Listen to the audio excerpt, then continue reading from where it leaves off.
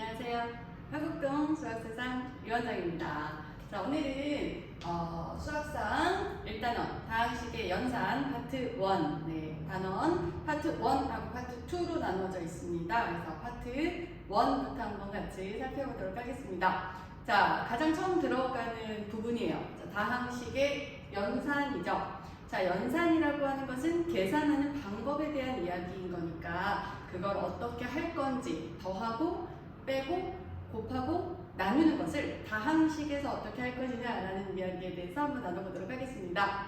자, 먼저 첫 번째, 자, 다항식이죠. 그냥 단순한 수의 연산이 아니기 때문에 다항식의 연산을 하기 위해서 정리를 해야 되고 그 정리하는 방법, 규칙이 두 가지가 있습니다. 자, 첫 번째는 내림차순 정리와 그다음 두 번째 오름차순으로 정리하는 방법이 있습니다. 자, 내림차순으로 정리한다는 건 어떤 거냐면 한 문자에 대해서 차수가 높은 것부터 내려오면서 낮아지게 정리한다 라는 얘기죠. 예를 들어보면 이렇습니다. 예를 들어 뭐 x 세제곱 플러스 x 제곱 플러스 x 이런 형태로 정리하는 것을 얘기하겠죠.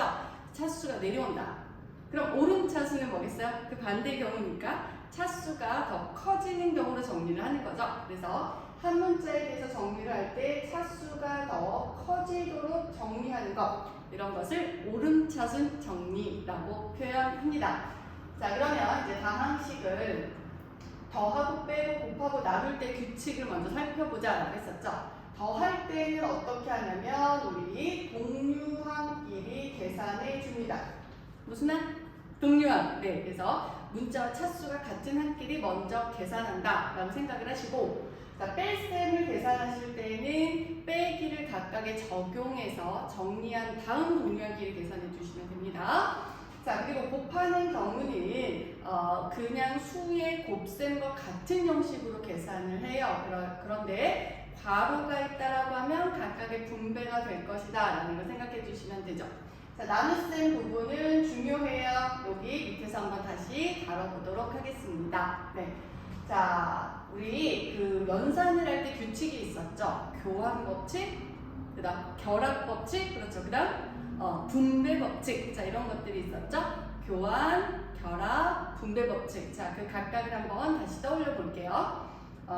교환 법칙이 덧셈에서도 성립하고 곱셈에서도 성립하죠. 이 말은 빼고 나누는 건 안 된다는 얘기예요. 네, 안 된다. 그래서 자, 더할 때는 a 플러스 b를 계산하나 b 플러스 a를 하나 그 순서를 바꿔서 계산해도 결과가 같다라는 얘기죠. 그것은 곱셈에서도 성립한다라는 거예요.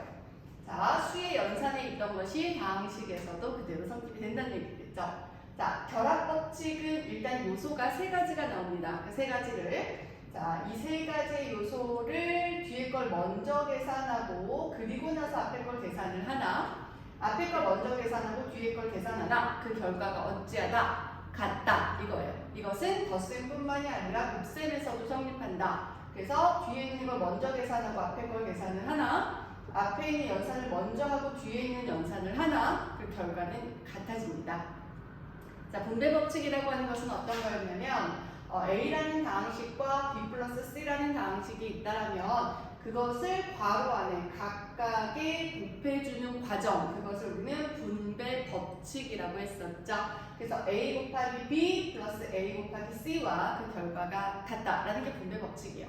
자, 아까 우리 이 나눗셈을 중요하니까 일단 다시 살펴볼게요 라고 했죠. 네, 이번 단원에서 다항식을 나누는 방법에 대해서 배우도록 합니다. 근데 그 나눌 때 직접 나누는 방법을 먼저 보여줄 거고, 두 번째는 이거 너무 불편하니까 조금 쉬운 방법이 없을까? 라고 해서 다항식을 1차식으로 나눌 때 반드시 1차여야 합니다. 1차식으로 나눌 때 계수만을 사용해서 몫과 나머지를 구하는 방법에 대해서 한번 살펴보도록 합니다. 그것을 우리는 조립제법이라고 하죠. 네. 일단 나누는 상황을 한번 생각해 볼게요. 어떤 다항식이 있습니다. 자, 그 다항식을 B라는 다항식으로 나누었습니다. 나누면 몫이 있겠죠. 몫이 뭔지 모르겠다. 그리고 나머지가 있겠죠. 그러면 이 A라는 식은 어떻게 나옵니까? B와 Q를 곱한 다음 나머지를 더해준다 라는 거죠. 그래서 자, 이게 지금 정리되어 있는 모습이에요. 자, 그런데 주의점이 있습니다. 이 나머지라고 하는 것은 이 나누는 수보다는 차수가 어때야 된다? 낮아야 된다. 만약에 내가 얘를 3차로 나눴다라고 해볼까요? 이거 몫이니까 얘를 3차로 나누었다라고 해볼까요? 3차로 나눈다면 얘는 몇 차 이하의 다항식이어야 될까요? 2차 이하의 다항식이 돼야 돼요. 그러니까 그 안에 상수도 포함이 되겠죠? 네. 얘가 만약에 2차라고 하면 1차 이하의 다항식, 당연히 상수도 되겠죠? 네, 이렇게 되는 거예요. 차수가 낮아야 된다는 걸 생각하세요. 나누는 수보다는 차수가 어때야 된다? 낮아야 된다. 오케이. 자, 그러면 이제 직접 한번 예를 들어서 나눠보도록 하겠습니다. 자, 지금 x세제곱 마이너스 2x 마이너스 5라는 다항식을 x-2로 나눌 때 목과 나머지를 한번 찾아보자 라는 거죠.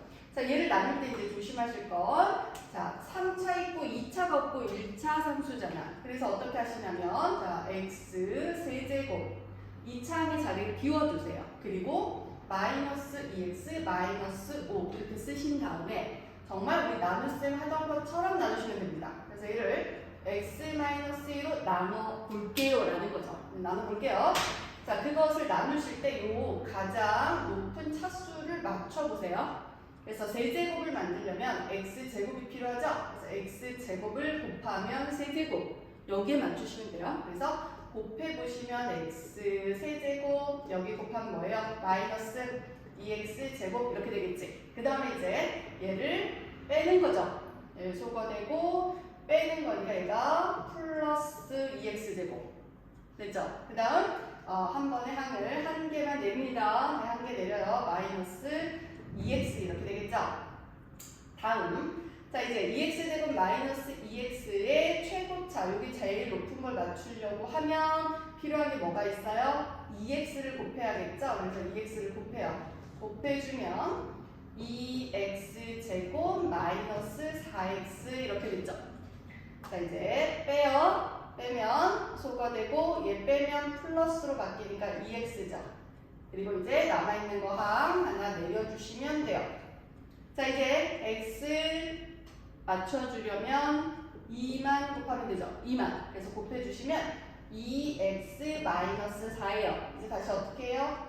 빼요. 그러니까 x 소거되고 얘는 빼면 플러스로 바뀌니까 마이너스 1이죠. 자, 그래서 몫이 뭐라는 걸 찾아냈다. 몫이 뭐라는 걸 여기가 몫인 거예요. 여기가 몫이죠. 그래서 x제곱 플러스 2x 플러스 2가 몫이고 그 다음에 나머지가 뭐라는 걸 알았습니까? 나머지가 마이너스 1이라는 걸 알았죠. 자, 그럼 이 식을 우리는 이렇게 쓸 수 있을 거야. 자, 어떻게 쓸 수 있냐면 자, 이 식은 자, 이쪽에다 정리해 드릴게요. 자, x의 세제곱 마이너스 2x 마이너스 5라는 다항식은 자, x-2로 나누면 x-2로 나누면 몫이 x의 제곱 플러스 2x 플러스 2고 나머지가 얼마이다? 마이너스 1이다. 이렇게 정리가 되죠.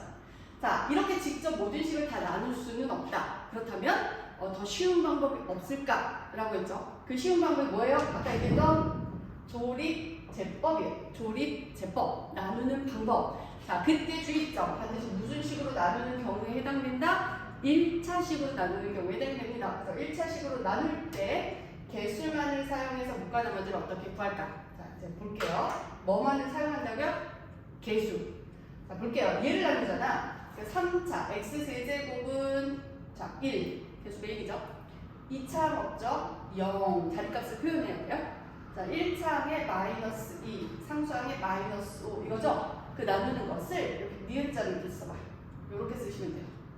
누구로 나눌 거냐면 x-2로 나누고 있죠. x-2로 나누고 있죠. 그러면 얘를 0으로 만드는 x의 값은 누구죠? 2죠. 그렇지. 2. 그래서 얘를 2로 나눕니다. 2. 됐어요? 0으로 만든 x값으로 나누는 거예요. 자, 이제 나눠볼게요. 자, 이렇게 합니다. 자, 먼저 맨 처음에 숫자는 그냥 뚝 떨어져. 1. 고민 없이 떨어뜨리면 돼. 그 다음 얘를 연산을 해서 올리는데 이 연산을 해서 올리는 방법은 곱하고 올립니다. 곱하고. 이 1은 2. 그 다음 내려옵니다. 내려올 때 어떻게 하냐? 더합니다. 여기는 곱하고 여기는 더합니다. 2. 다시 올라가. 쭉 올라갈 때 어떻게 하라고? 곱합니다. 2, 2는 4. 내려올 때 어떻게 하라고? 더하라고. 2. 자, 2, 2는 4. 곱합니다. 곱합니다. 내려올 때 어떻게 하라고? 더하라고. 그래서 마이너스 1 이렇게 되죠. 그리고 이제 이 마지막을 끊어내세요. 여기가 바로 나머지입니다. 나머지 확인되시나요? 마이너스 1. 그럼 이 자리는 뭘까요? 이 자리가 바로 몫을 나타내는 자리입니다. 차수는 여기가 상수항, 여기가 1차, 여기가 2차 이렇게 차수가 높아진다라고 보시면 돼요. 그러니까 얘는 x제곱, 1x제곱, 2x 이렇게 2 몫이 똑같이 나왔죠? 상수항 나오죠? 얘로 나눴어요. 이런 뜻입니다. 됐어요? 자, 이 방법의 이름이 뭐라고요? 조립제법. 뭐만을 이용하여? 개수만을 이용하여 몫과 나머지를 구하는 방법. 주의점. 반드시 몇 차씩? 1차식으로 나눌 때 사용할 수 있습니다. 자, 많이 연습하셔야지만 잘있게 된다는 거 아시죠? 자, 이제 파트 1은 여기까지고요. 자, 이제 파트 2로 한번 가보도록 합시다.